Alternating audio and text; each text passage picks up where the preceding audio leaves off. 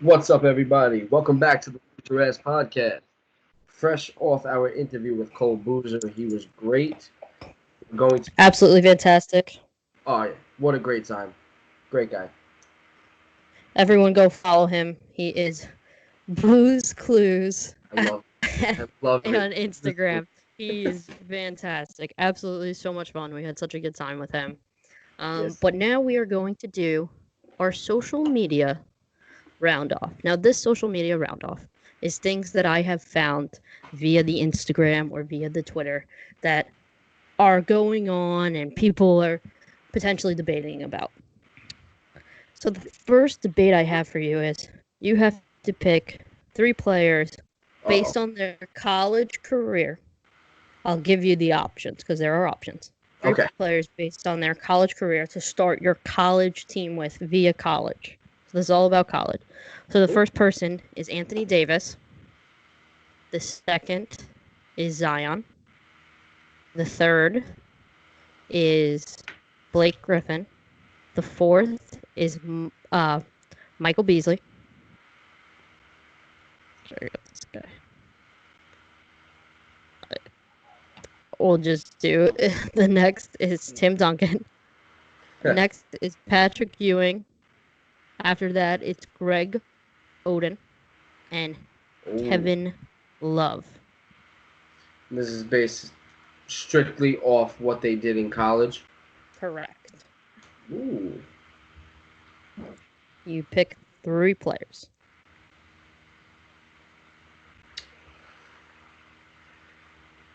I would have to go here with Greg Oden. Okay. Just be Pre legend. no knees. Yes. Right. Legend. Like he was Final drafted before four. Kareem.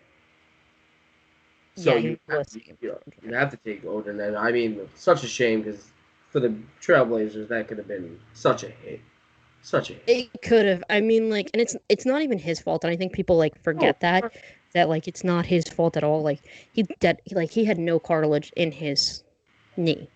right. He What was not a bust. as no bodies aren't built for 7 footers. Like No, they're a not. human body is not built for that. I understand. So I'm gonna get my pick next, and obviously I can pick the same people that he's picking. Hmm. But my first pick, I'm going Tim Duncan. Tim Duncan had a sick college career, and he was there for all 4 years. Yeah, absolutely. So I gotta go. Tim Duncan. Um,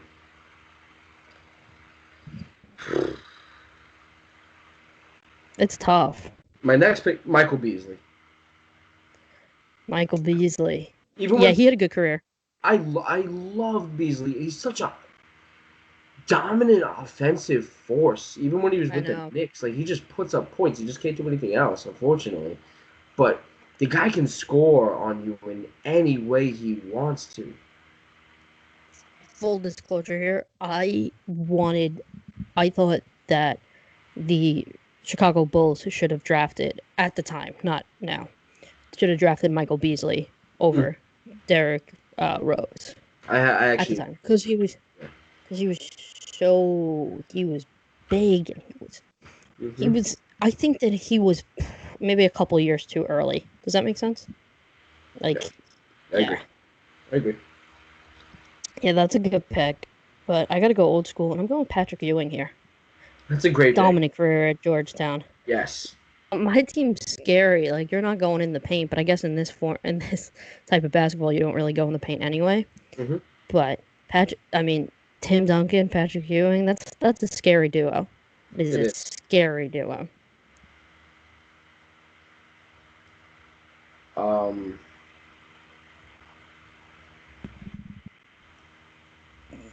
I'm gonna take.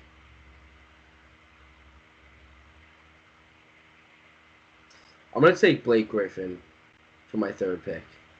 He was an enigma Yeah. in college. I think he Definitely. rounded out my team well. Yeah, you have a solid team. Um, you do. You do. I'll give it to you. I couldn't Zion or Anthony Davis just because I going based off college careers. What did I see? Yeah. You Well, know, Anthony Davis.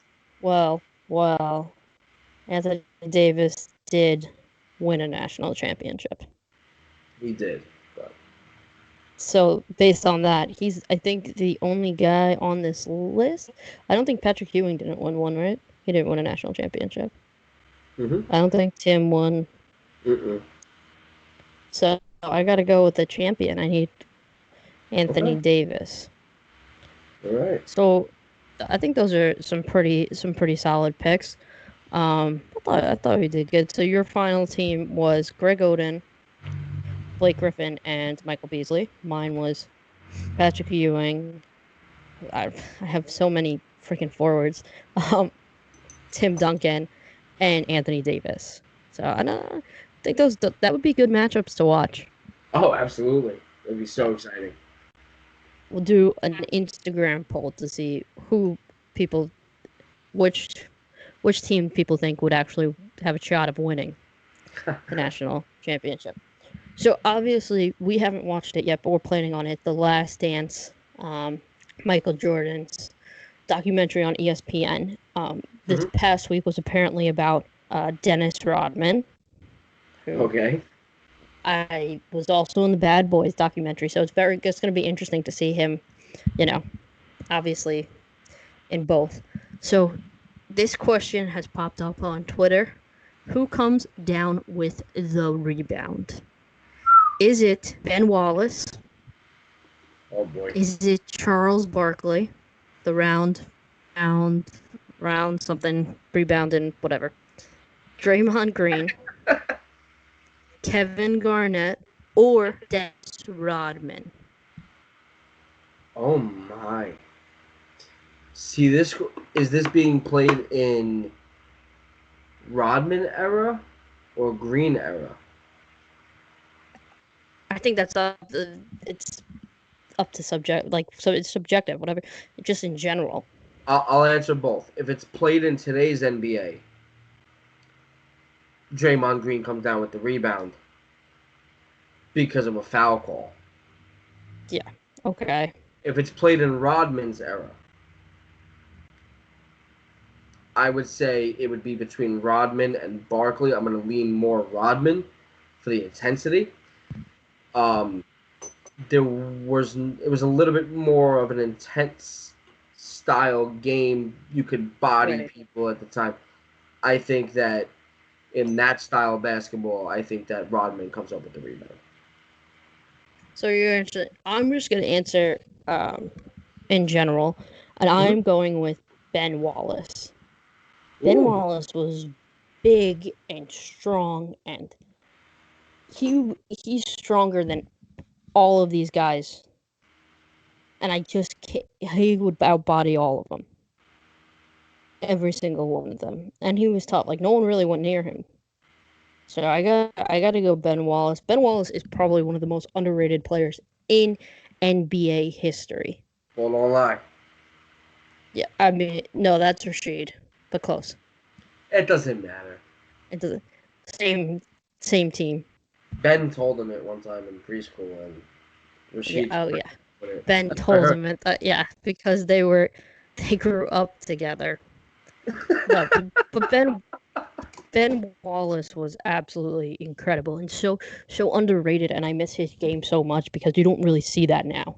Right. But yeah, he was a beast, absolute legend. I hated the hell out of that Pistons team, man. Him and Tayshaun Prince. Rip. They had a great team. Four very, very good players and a very, very good role player. No? No, oh yeah. Okay. Yes. I was like, what? I wasn't disagreeing. So we move on. We move on from the NBA to the NFL. And this is just an interesting fact I found, and I would love to hear your thoughts. From the 2017 NFL draft, they are now coming up on to pick up their fifth year option. Or fifth year option, yeah. The only person who got their 5th-year option picked up was Myles Garrett. Mitchell Trubinsky didn't get it. Solomon Thomas didn't get it picked up. Leonard Fournette didn't get picked up. And Corey Davis did not get picked up. Are you surprised by any of them? I'm a little surprised by the Myles Garrett getting picked up. Yeah, because of the attempted murder. And I don't listen. Yeah. I don't want to stir up anything here because I do believe Myles Garrett is a very. He's not that person. No, he's very calm. If you watch the Hard Knocks, like he's super calm. Like he's not. I mean, it's also hard to sit here and say he's super calm and then whack. You know what I mean? It's a tough thing to say. Right, but I do believe if I was in that front office, I wouldn't have exercised that option. I would have let the year play out. Right. And see what I can get from him, because we all know, unfortunately, in the world that we live in, mild-mannered can turn into crazed killer very quickly. So speaking of, see how that would work out before you exercise that. So speaking of Myles Garrett, the guy who was at the other end of the pit, news has broken that he is now dating Bachelor star, Hannah Ann.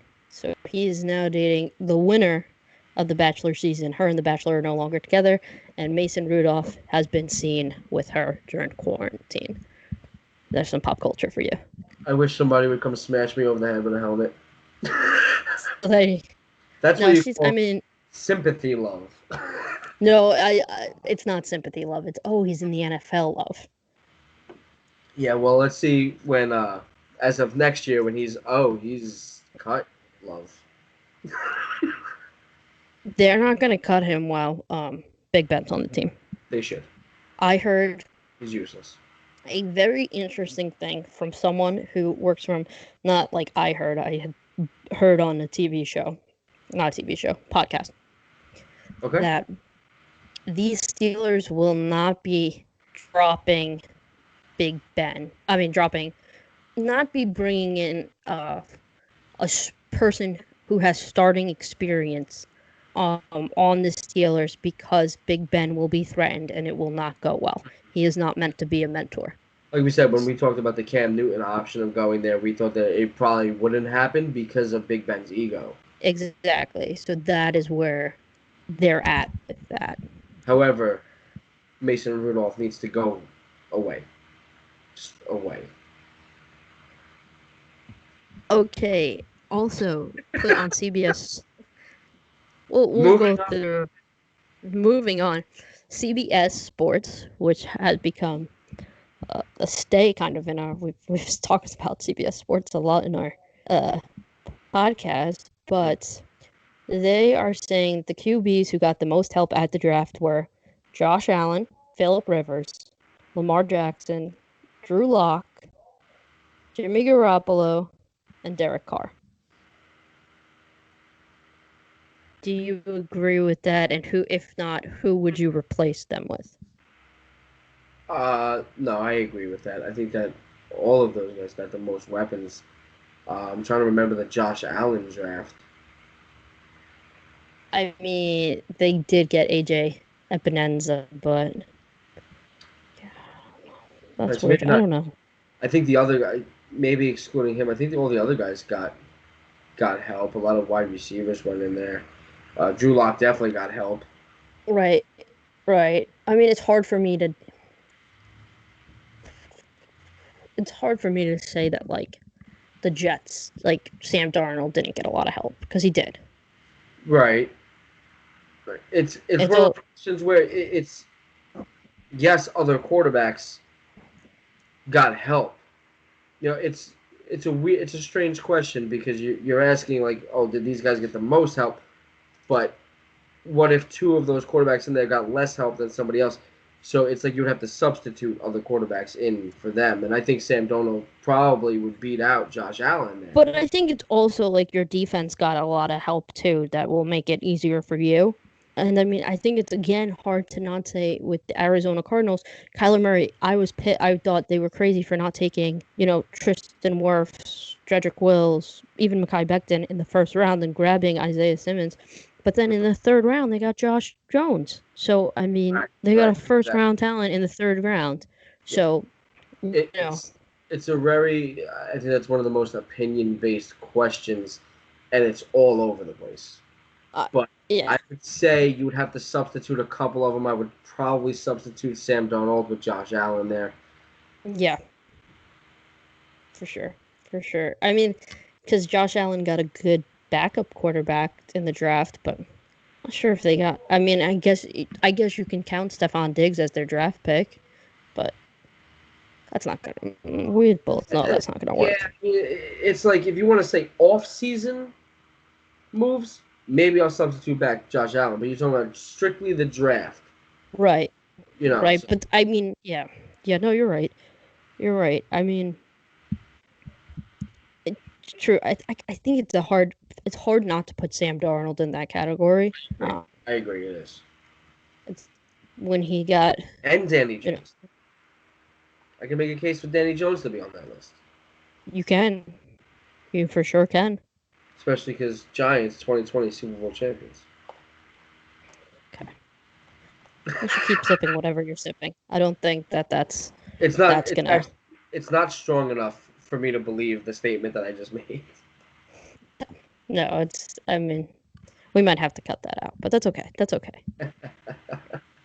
Okay, and the last one, I saw this on Instagram, and it was something that made it very interesting for me. I was very intrigued, and I'm interested to hear what you think. I know what my opinion is on it.